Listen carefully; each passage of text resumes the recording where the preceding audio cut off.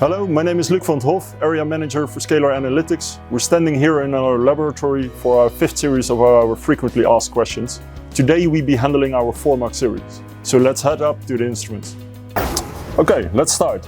Question number 1. Why does Scalar have two different FORMACS models? Indeed, we have two FORMACS modules, the FORMACS HT and the FORMACS HTI. Let's zoom in on the FORMACS HT. It has the auto-sampler next to the instrument, and then the DOC analyzer besides it. Can be equipped with a TN detector into this.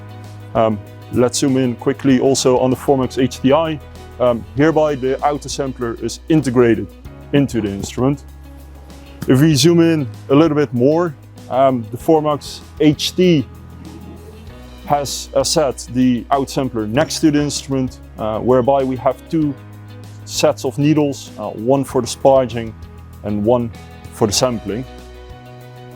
So with this we can do, for instance, simultaneously sparging as well as sampling into this. We then have a top stirrer for stirring the sample before pickup, but underneath the instrument there is also a magnetic stirrer, as this instrument can also use the open cups, whereby we use the top stirrer, but we can also equip the instrument with closed cups, for instance 20 ml or 40 ml septum sealed vials into this, and for that we will need a magnetic stirrer. The sample introduction is done via the sampler on the side of it. The sample is transported through tubings into the instrument and then into the catalyst. Yeah, so here we have the FORMACS HTI. The I stands for that there is a difference in injection principle compared to the brother next to it. The difference in the injection principle is that this uses a direct sample introduction. So the sample is set up and the out-sampler is also integrated into the instrument. The samples are set up either in closed or in open cups. So a 10 ml closed cup or an open cup into this. Sample is homogenized either by a magnetic stirrer or a top stirrer, then transported via the needle directly into the catalyst or into the IC reactor. Thereby you are able to run smaller sample volumes as well as extremely particle laden samples. This instrument is more suitable. Okay, question number 2. How does the instrument handle particle laden samples? Good question. Both instruments can handle particle laden samples, as well as both instruments can be set up with a bigger internal diameter needle of 800 micrometers. But if you're looking at extremely particle laden sample, as briefly discussed in question number 1, the FORMACS HTI with the direct injection principle is highly suitable for this. If the sample is more solid than liquid, we can also equip both of the instruments with an add-on module. So if the sample is more solid than liquefied, it's also possible to measure this with the add-on module, so the MCS module for the FORMACS series, whereby we can measure TC and TIC. So this is a manual module. If you have more samples, I would recommend to use the Primex SNC100 IC. Just look at our previous frequently asked video about more details about the Primex. Question number 3. How does the FORMACS handle cell line samples? To answer this question, we have to take a look on how challenging it would be to measure these cell line samples. Because the salts can affect, for instance, the combustion tube. The combustion tube is made out of quartz.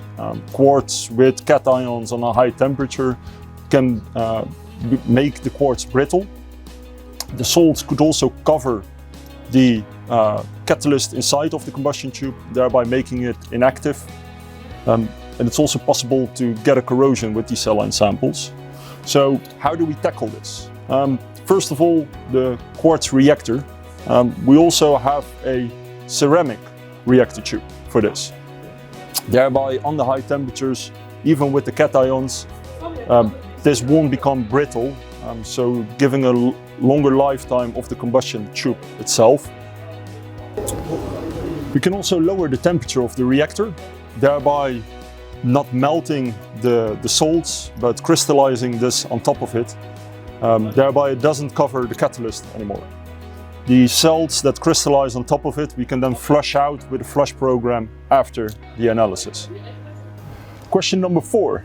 What is the measurement principle of the TN detector? So as said before, the FORMACS HD and the FORMACS HDI can be equipped with a TN detector, standing here in the middle of it. The measurement principle is a chemical luminescence detection.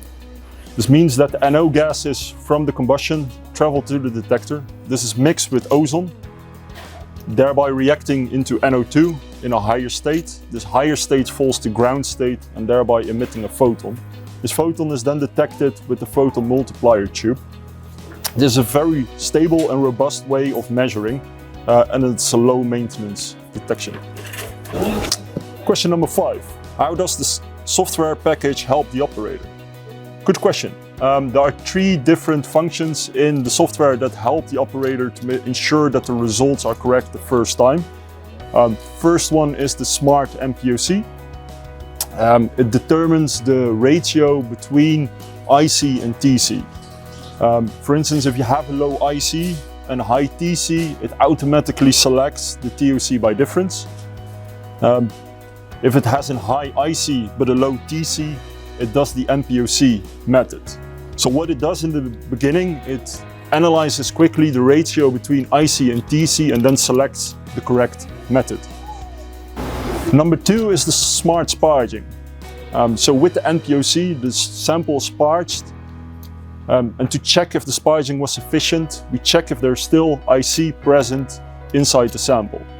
If there's still IC present, we can add extra acid and redo the sparging. And then if there is no IC left inside the sample, we do the TC injection. Number 3 is the smart dilution. So we analyze the sample, and if the sample is then over range, we can check what's around the dilution factor we will need. Instead of a fixed dilution, we will add a variable dilution factor, thereby ensuring that we dilute the sample within the right measurement range to ensure that you measure the first time right. I hope you learned something today.